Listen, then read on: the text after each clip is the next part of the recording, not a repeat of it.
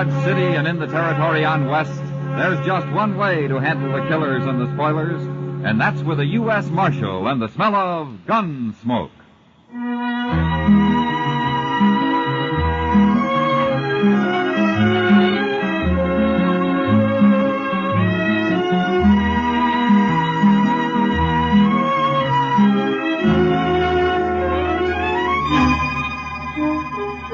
Gunsmoke, starring William Conrad. The transcribed story of the violence that moved west with young America. The story of a man who moved with it. Matt Dillon, United States Marshal.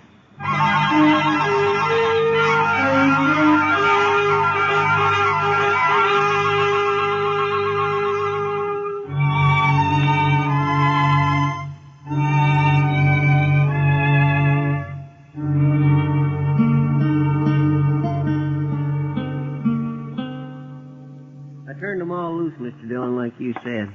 Oh, good, Chester. They was the sorriest-looking cowboys I ever did see. I guess I didn't really hurt any of them, Chester. Well, so being banged on the head with a 6-gun ain't the gentlest way to end the evening's pleasure. Yeah, they'll live. Yeah, they've been taking their pleasure too seriously. Yes, sir, but things quieted down a little last night after you locked up them 5. There might have been real trouble otherwise. I just don't know what's got into everybody lately, Mr. Dillon. Well, it goes like that, Chester. Things will be peaceful enough for a while till some wild outfit like this drag our herd hits town. Then you gotta come down on them hard and fast before they really get the bit in their teeth. Mm-hmm. You sure did last night. Well, it isn't over yet. You Marshal Dillon? Yeah, I am. My name's Rance. Well, I'm glad to know you, Rance. I boss the drag our herd up here from down around Matagorda. That's in Texas, Marshal. Yeah, I've been there. You have? Well, you better not go back. Oh? We might give you the kind of welcome you're giving us. What's your complaint, Rance? Buffalo and my men. 5 of them come into camp this morning with blood in their hair. They said you'd done it. Yeah, I did. And if I hadn't, they might have been shot. Or shot somebody else. It's a good thing for you. You took them on one at a time. I'd have taken them anyway. Look, Rance, this town was on the edge of a riot last night. I stopped it. And I stopped it without any killing. It's a man's own business. He wants to pull out his gun. Not around here, it isn't. Marshal, I can't ask men to come up the trail the way they do and take to drinking soda water and talking in whispers. What kind of a town is this, anyway? It's a good town. Now, you and your men can drink and gamble all they want in it. But they can't shoot the mirror off the wall at the Ala Fraganza, and they can't grab town women on the street. They can't break the bartender's arm in the Oasis, and they can't offer to shoot anyone that tries to stop them. It isn't that kind of a town. Well, sure, they get a little frisky, but there's no harm in it, I can see. And sooner or later, it'd lead to killing. You know, I gotta draw the line somewhere. So do I, Marshal. Oh? What do you mean? I mean I won't drive cattle to Dodge no more. Now I'll spread the word it's a no-good town. And you people can live off sodbusters and buffalo hunters. This place will starve to death. I'm hired to keep the peace, Rance. Any way I can. Keep it, then. We won't bother Dodge no more. Goodbye, Marshal.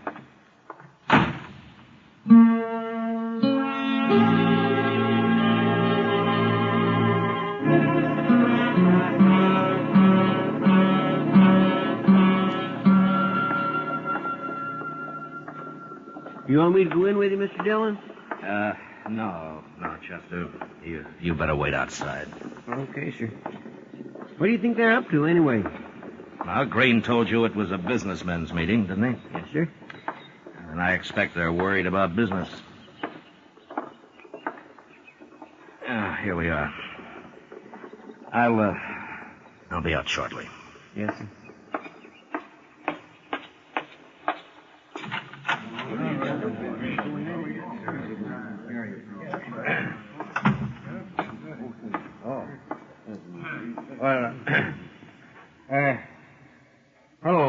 Marshal? Mr. Green.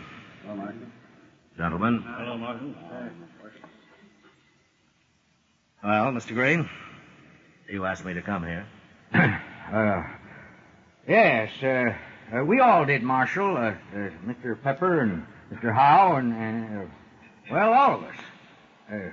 Practically every man who does business in Dodge is here. Uh-huh. I don't see Rance.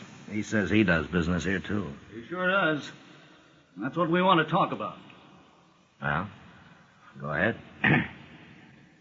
Well, we've had a meeting, Marshal, and we've decided you've got to go easier on these cowboys. Uh-huh. Why, gentlemen? We can't afford to lose all that business. That's why. That's right. Well, there's always some trouble the first day or so after a herd reaches Dodge. All I do is buffalo a few of the wildest, and gradually the rest of the cowboys calm down a little bit. But they won't stand for your slugging men and throwing them in jail. Nobody got killed last night, did they?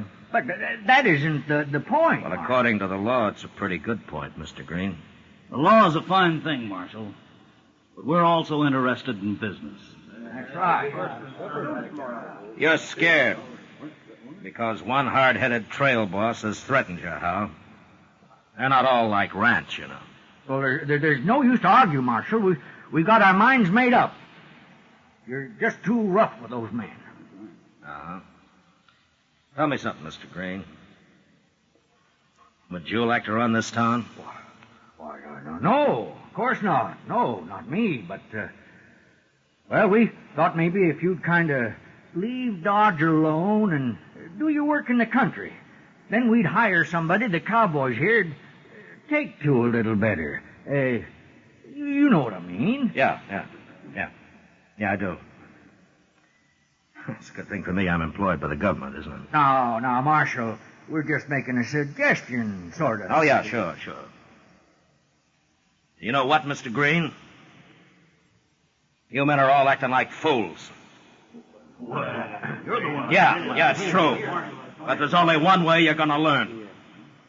Well, gentlemen, I won't make any more arrests in Dodge until you come and ask me to. It's your town, and you can blow it right off the map if you want to. Good day.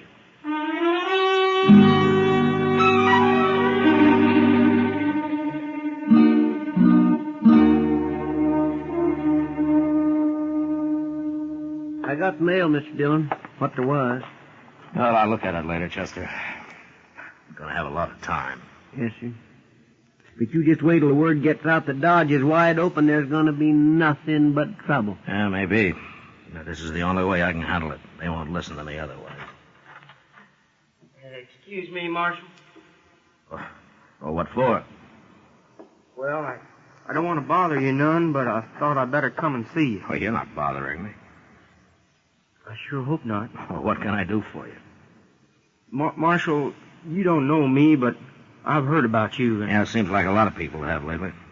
I know. Marshal, Well, go ahead, mister. There's nothing to be afraid of. I'm the new constable. What? The new constable. They picked me. I had to take it, Marshal. I'm so broken all. You sound like you're apologizing. Well, I guess I am. Well, I didn't want you to be mad at me. I needed the money, and that's why I'm doing it. That's all right. Somebody had to take the job. I just didn't know they were going to call it Constable. Well, they want it to sound as peaceful as possible, I guess. Yeah, sure. Well, what's your name, mister? Willard? Willard? Yes, sir. Willard Band. Yeah. Well, where are you from, Willard? Well, sir, I used to be a cowboy, but then I got so fat and all. I just sort of work around wherever I can. I've been awful broke. Yeah, Marshal. you mentioned that. Yes, sir. How come you're not wearing a gun? Well, shucks, Marshal, I don't never wear no gun. I don't even know how to use one very good. Well, then you're a whole lot better off without one. I don't aim to get in any fights, Marshal. If there's any trouble, maybe I can just sort of talk 'em out of it. Yeah, maybe. Well, Willard, Wish you a lot of luck. Well, thanks. I got to be going now, Marshal. I'm on pay already. So long. So long, Marshal. So long, mister. So long. Oh, my goodness, Mr. Dillon. Yeah, I agree, Chester. They will ruin that poor fellow if he tries to stop him. He won't even raise his voice against him. But they sure might ruin Dodge.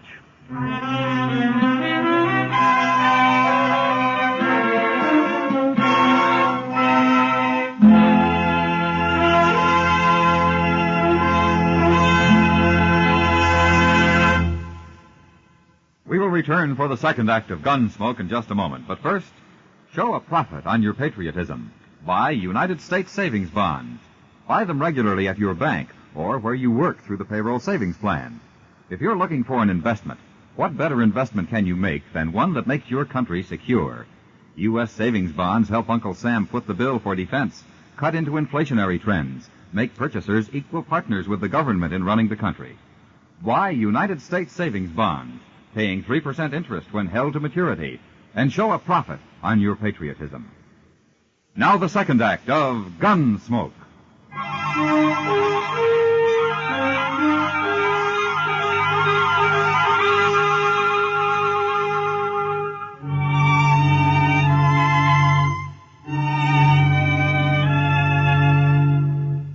The government paid for my office and the jail behind it, so I stayed there.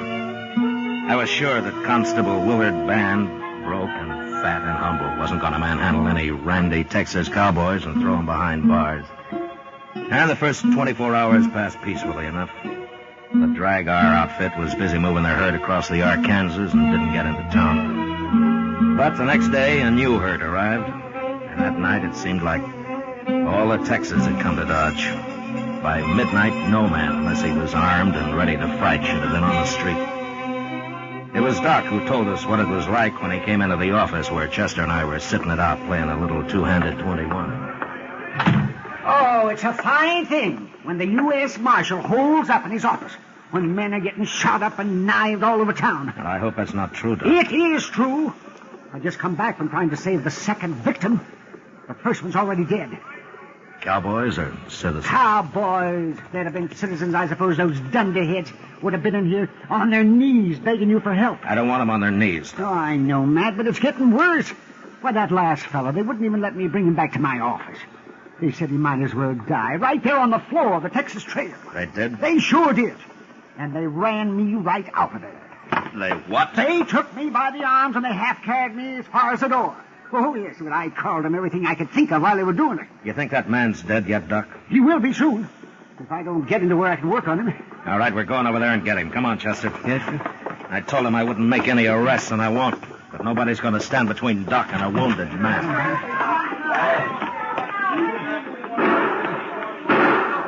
You get in the middle, Doc. Yeah, I wish there was a tunnel under the street. I don't see Willard anywhere.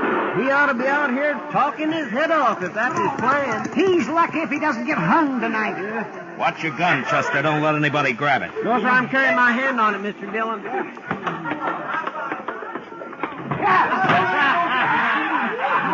He's right over there, Matt. He's lying in front of the bar. All right. All right, get up. Come on, make room here. Oh, will you? All right, go ahead, Doc. See if he's still alive. All right, let me look at him here. Oh, he doesn't look very good. I thought you'd quit, Marshal. I haven't quit, Rance. What are you doing here, then? A man's dying. It was a fair fight. We believe in dying where we fall, Marshal. We don't need no help. I won't even argue with you, Rance, but the first man that interferes with Doc's going to die on his feet. And if you can't understand it any other way, just put it that Doc's a friend of mine. Is that clear enough for you? Now, men, let's don't have no trouble in here. Let's talk it over and settle this thing peacefully. Yeah. Oh, it's you, huh, Marshal? Hello, Willard. Well, I'm having a terrible time, Marshal. Yeah, I can see that. Matt. How is he, Doc? He's bad, but I just might save him. Okay, Doc. Willard, Yes, sir. help Chester carry the man over to Doc's office. Huh? Sure, Marshal, sure. Leave him be, Constable. That's enough, Rance. Let him die in peace, I say. Rance, I'd throw you in jail, but I said I wouldn't make any arrests. And why don't you get out of here while you still can? Now get up! All right! I will shoot the first man that touches a gun. All right, Chester, Willard, get moving. Come on, Willard. You lead the way, Doc. I guess all right, Doc. Let's hurry. That man won't live long if we don't.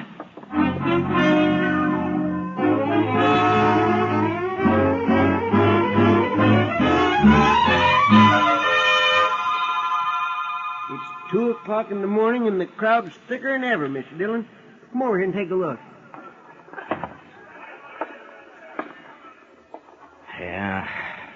Another hour and they'll really be out of hand. Yep. Hey, look yonder, Mr. Dillon. There's Miss Kitty coming across the street. What? Wait here, Chester.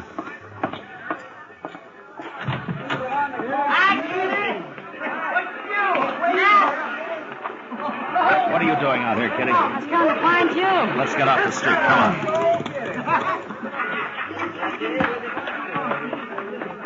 Oh, phew. It's getting worse. Hello, Chester. Hello, Miss Kitty. You shouldn't have gone out in the street, Kitty. Oh, it's no worse than the Texas Trail. And you ought to go home. I am. I'm all through till somebody puts a lid on this town.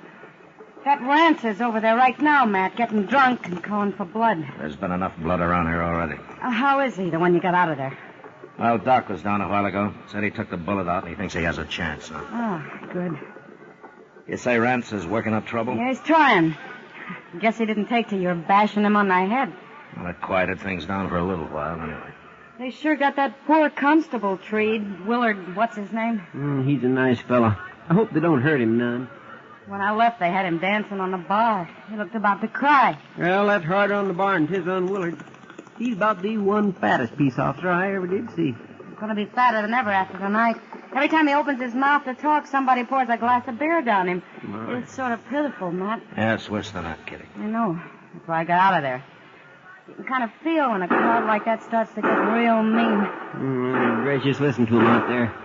I'm not even staying in town tonight. I'm going out to Ma Snyder's. That's a good idea, Kitty. Chester, you go along with her, huh? All right, sir. I better stick around. What's Mr. Green and Mr. Pepper and... Look at Willard. Fella beat me up. He beat me up bad. He certainly did. And Marshal, we come here to ask you... Wait a minute, Mr. Green. Chester, take Willard up to Doc's, huh? Yes, sir, I sure will. Come on, Willard. Oh, thank you. And then come back here for Kitty. Yes, sir. All right, Mr. Green. You wanted to ask me something. You gotta stop, Marshal. Another man's been killed. Mr. Howe's brother. He caught a stray bullet out back of the Longhorn. I'm sorry to hear that. I wondered why Mr. Howe wasn't here. He told me to tell you that he'll trust your judgment from now on. We shouldn't have interfered, Marshal. But we're all behind you now, ain't we, gentlemen?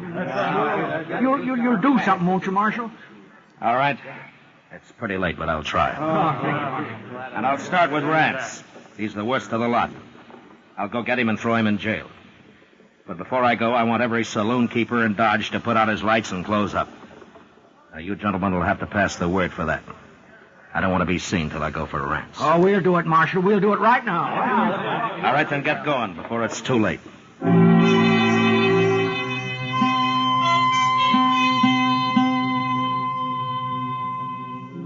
I waited for half an hour while Green and the others spread the word to close up the saloons. The lights gradually went out, up and down the street. And I left the office, alone. I found Rance in front of the Texas Trail, and I was able to reach him before I was recognized.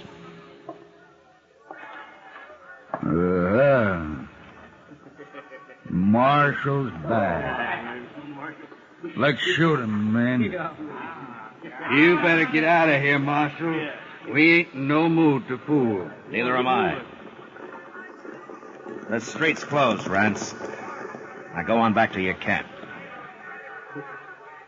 We ain't going nowhere.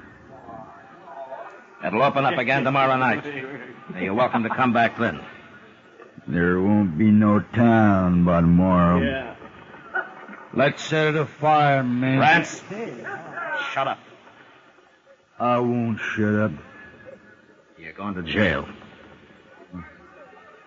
What? Leave him be, Marshal. You want to fight, mister?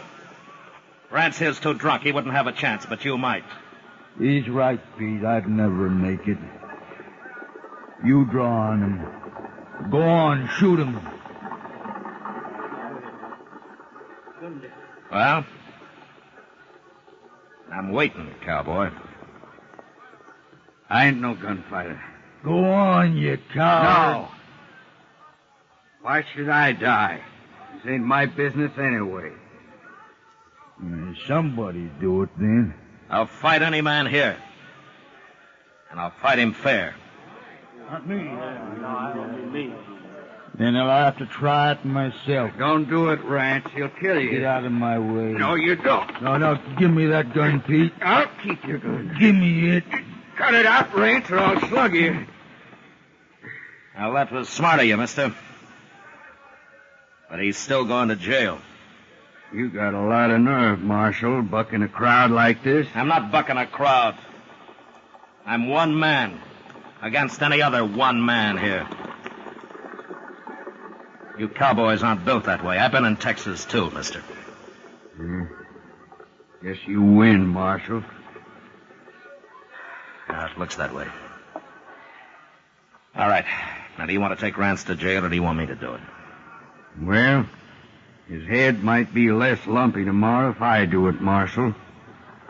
Start walking, Rance.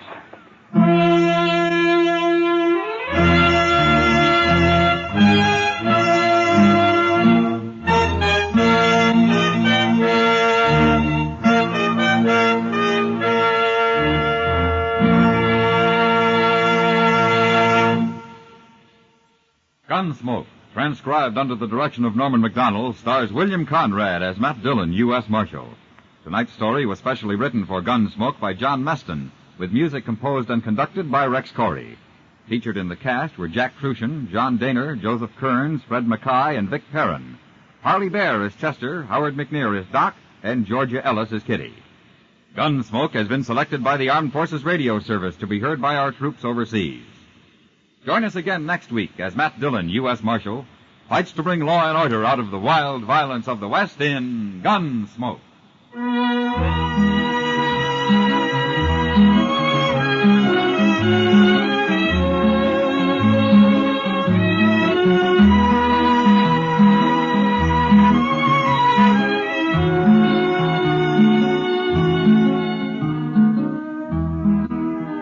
Monday night, hear Van Heflin as one of America's most notorious criminals in a thrilling fact drama titled The Last Days of John Dillinger. Radio's outstanding theater of thrills, suspense, traces Dillinger's last daring escape, his desperate last resort of plastic surgery to change his appearance, and finally, his involvement with two women who brought him trouble and disaster. Hear it all on CBS Radio's Suspense, Monday night on most of these same stations. George Walsh speaking. You ride a real squad car with Night Watch, Mondays on the CBS Radio Network.